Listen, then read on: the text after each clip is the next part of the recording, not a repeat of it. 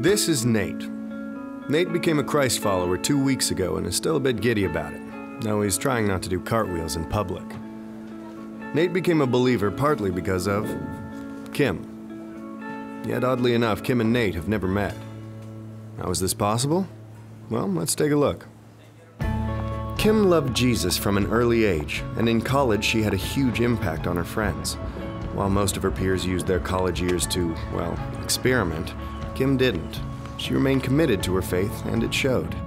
It especially showed to Lisa, her roommate, who confessed to Kim that she wanted whatever it was that made Kim so strong. Kim shared her faith with Lisa, and Lisa believed. Years later, at Lisa's first real job, she met Thomas. Thomas was hit by a drunk driver when he was 13 and still carried a lot of anger and bitterness. Thomas and Lisa became friends, and it wasn't long before he started going to church with Lisa and her husband. After a lot of studying and searching, Thomas gave his life to Christ.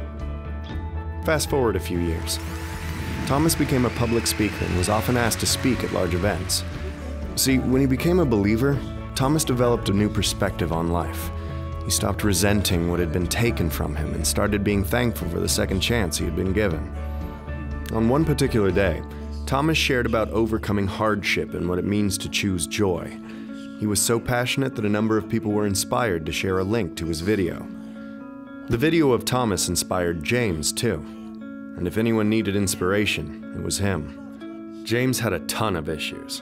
He spent most of his life as a passive husband, an absent father, and a horrible friend. That said, no one disliked him more than he disliked himself.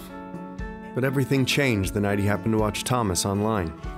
Something clicked and he knew what he had to do. He surrendered his miserable life to someone greater, and he was forever changed.